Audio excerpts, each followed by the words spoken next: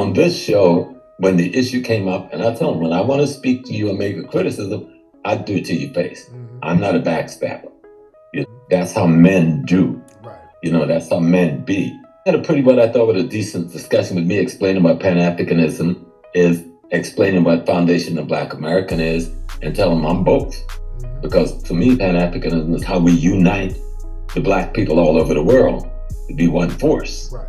Now, we can call it pan anything we want to, but all the pan means is unity, nothing else.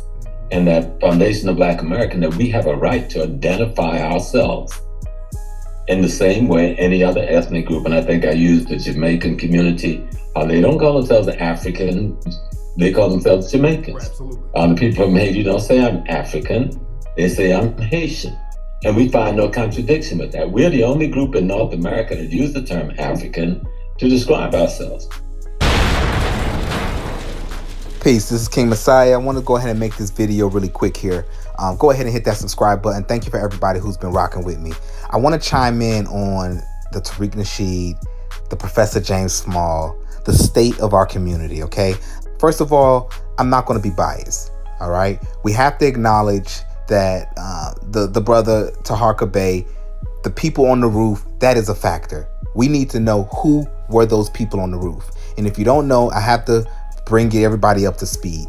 The day Taharka Bey got slapped, he was video camera, he had body cameras, and he recognized that there was an unfamiliar person on the roof, and it appeared that he had an antenna from his hand, as if the block was being surveilled, or the block was being surrounded by agents. Okay, these are real questions. All right. See, the thing about being an unbiased reporter like me, the thing about you have to be fair.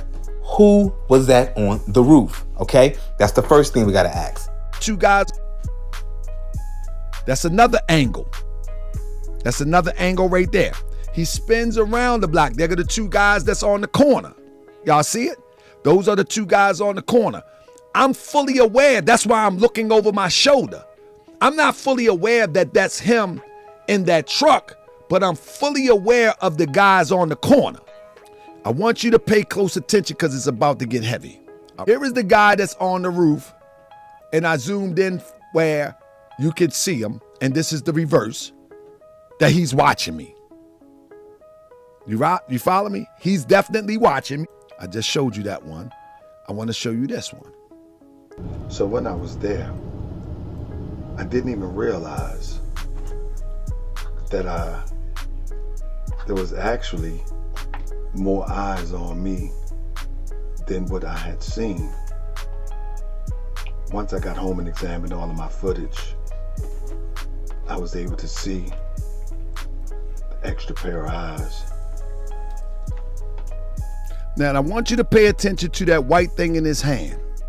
But at the same time, what I need you to pay attention to is one more thing I need you to pay attention to. Look closely. Let your brain work for you. FBAs, let your brain work for you. The guy with the visor down in front of the museum is watching me. The guy on the roof is watching me. And we're going to talk about that white thing in his hand in a minute. So you got two guys on the corner. You got two guys in the alley or the parking lot. You got a guy in the car, you got a guy on the roof, and you got Tariq. But the question is, how does Tariq know that I'm there? Tariq wasn't going to work. Tariq don't work. There was nothing to do there. Look at the building is closed shut. The building is closed shut. He wasn't doing nothing there at 8 in the morning. How did he know I was there?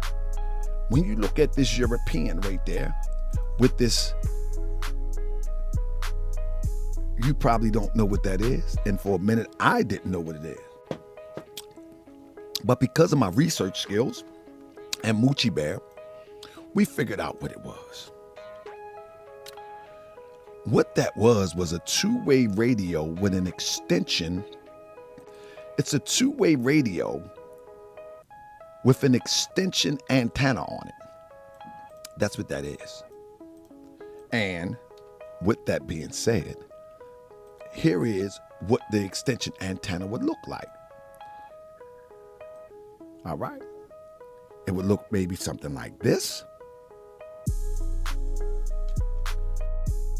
Secondly, how was Tariq able to get that footage of him slapping Taharka Bey and load it up that quick?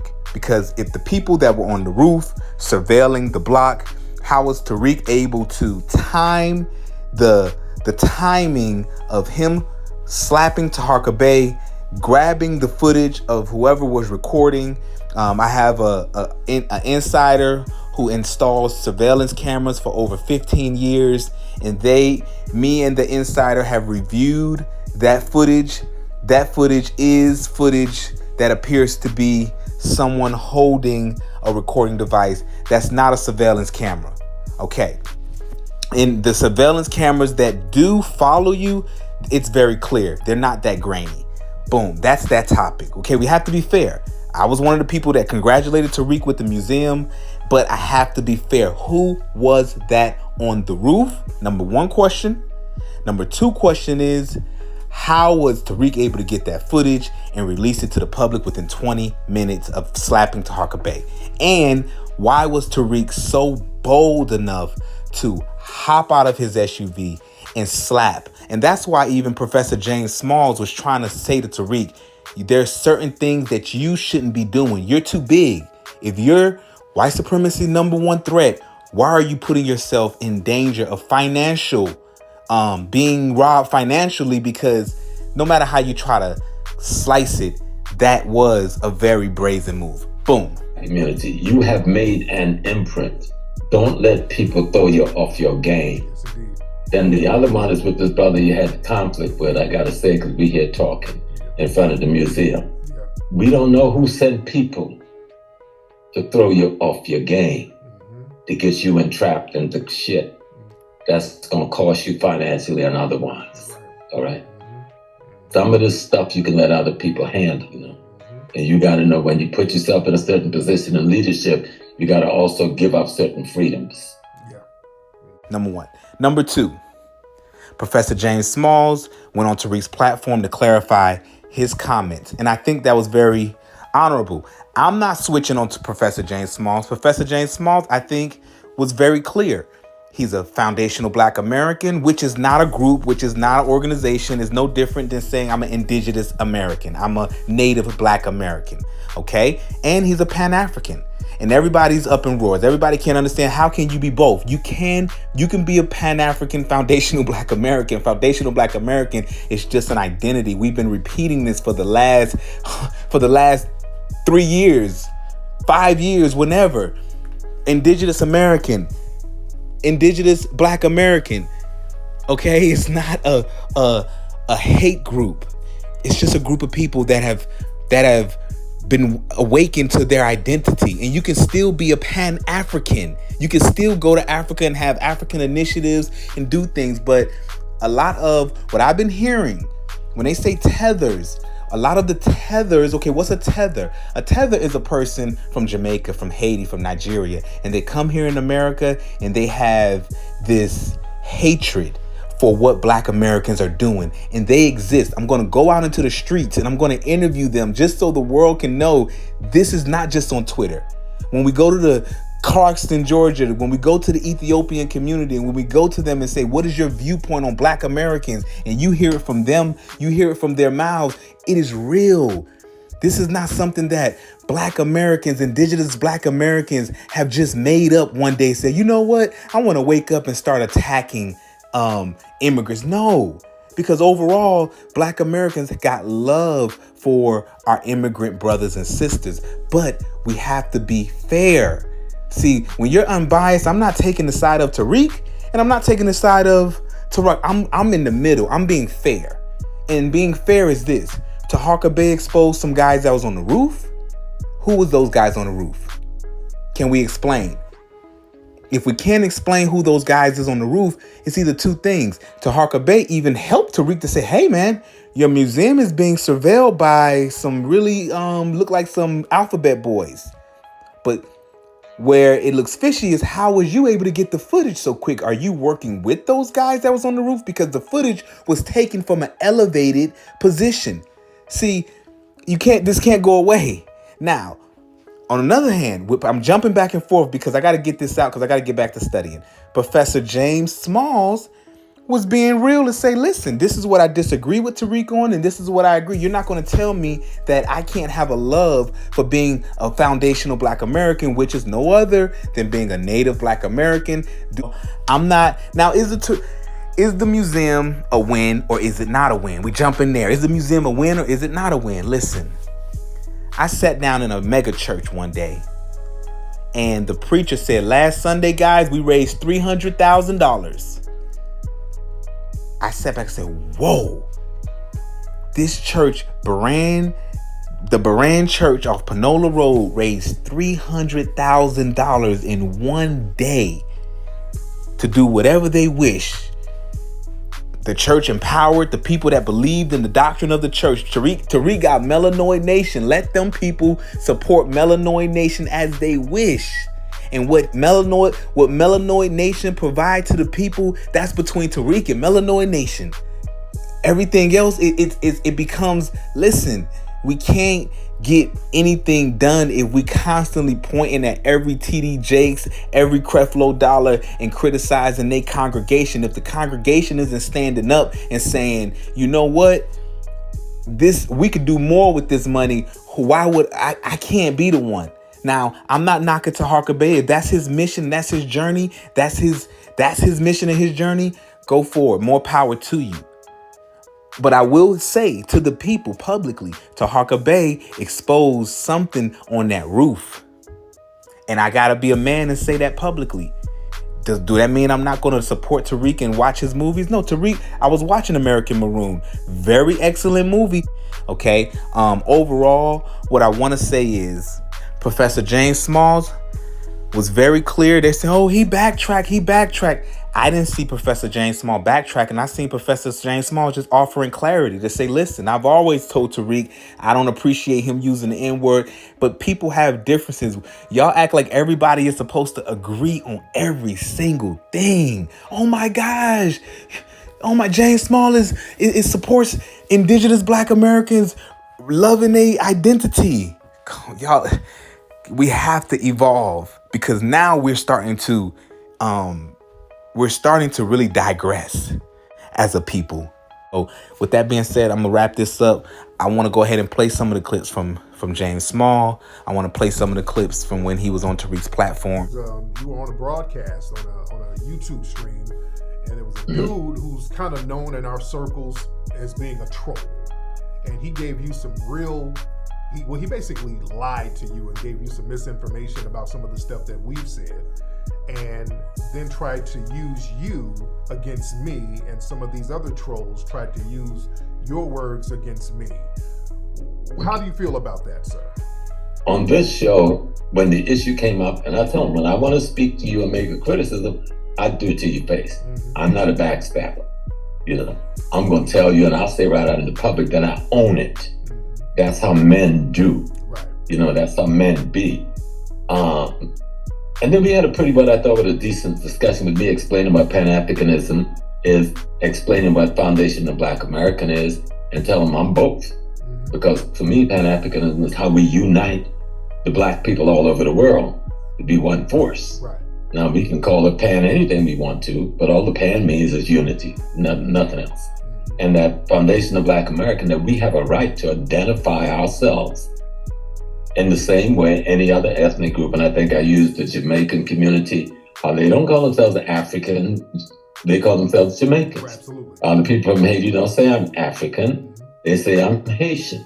And we find no contradiction with that. We're the only group in North America that use the term African to describe ourselves. And I always appreciated that word African American, because African, when we left it was the Berlin Conference hadn't happened yet. And the place hadn't been chopped up into all of these names yet. It was just one continent called Africa. And we were these people. Now, there can be some argument about the name, where that name come from. That's a good discussion, because it's hard to really get to the source of it, even though I know what may be some probable sources for the word Africa. Right. But when we come back to what happened when I was on the show, so bring it back to center, I give Omaweli credit in that he was man enough to call me yesterday and I said, well, what is your beef with Tariq? And he gave some critique about pan-Africanism and your view on pan-Africanism, or attack of pan-Africanism. And I gave him my view on you and what I think your view is. And I told him that, the work that you have done bespeaks itself. Now, they try to take you out of the picture with the work. Right. They said he used them other historians. No, even if that's all you did, right?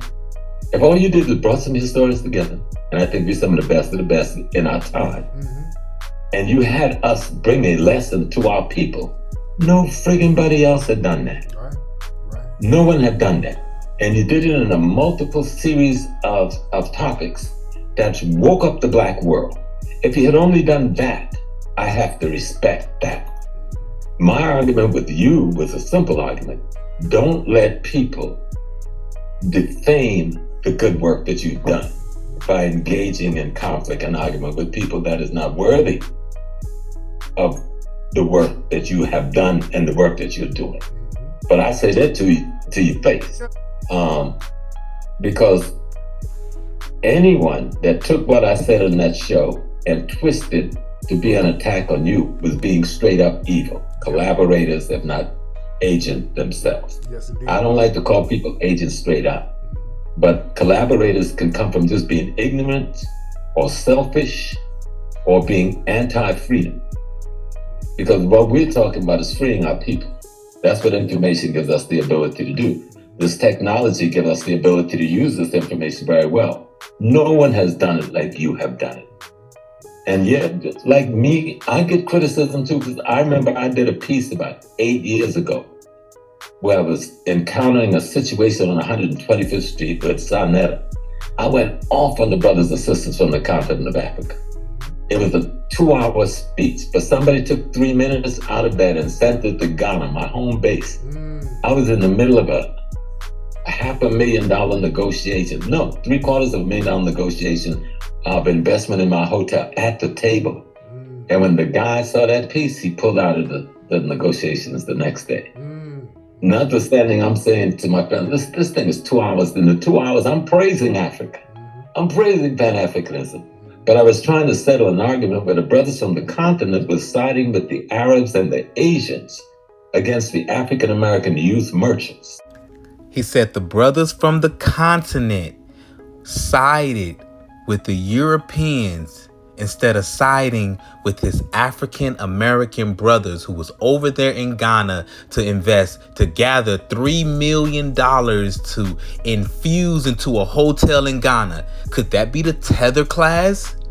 What kind of African indigenous brother will side with the Arabs and the European over the African-American brother who's over there in Ghana to empower Ghana? So let's be real. Professor Smalls is talking about his experience on the ground in Ghana. Let's get back to the video.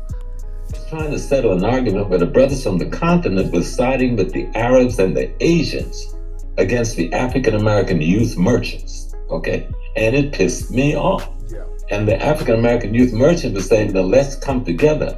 Those of us from the continent and those from here, let's go to the National Black Theater. Let's sit down and come together in a united force. And our brothers from home didn't want to do that because they got caught up in the immigrant identification instead of the race identification. And that's what I was addressing. And I was harsh. If you've ever seen it, I was a little bit brutal. I could be brutal. Okay. And so, but sometimes our brothers and sisters from home have earned that criticism. And there are many of them who haven't earned it, because I've also worked with the multiple organizations from the continent at City College, housing them for decades. Liberia, Nigeria, Ghana, Kenya, where I was the lead man in making sure they had space and place. And we worked together on political issues, but there was also those who felt that the alliance was not with us in our struggle, and that the alliance was with the Europeans, not realizing that this is an enemy we're at war with. We should take some criticism, because we need to reach out more and tell them, hey, yo, when you land here, this is what's up. And I don't think we do that enough. And I think if we do that more, we may find more people, beginning, because they're hearing you all over Africa. They're hearing us right now. Yes, indeed. All over Africa, people are hearing us. I was on Susan Tata's yesterday. People called in from at least 30 different African nations, okay? So people are listening to us because they want some direction on how to free themselves from the tyranny. And so when I hear people going and attacking you, and when I ask them, why are you you can have a reason to criticize a brother. That's one thing. Criticism is one thing. Outright attack, defaming, that's something else. And that's what I'm seeing on the internet. There's defamation because somebody disagreed with something that you said. There you have it, King Messiah. Go ahead and hit that subscribe button, leave a thumbs up, and in the comment section, do you think Taharka Bey was fishing or reaching by saying that was somebody spooky on the roof? Or do you feel like Tariq is being under attack and he's just being hated on? Or is the criticism rightfully so? Leave that in the comment section. Or do you feel like anybody who has an opinion like me is a Tariq Nasheedian and we really are just blindly following this man? Peace out.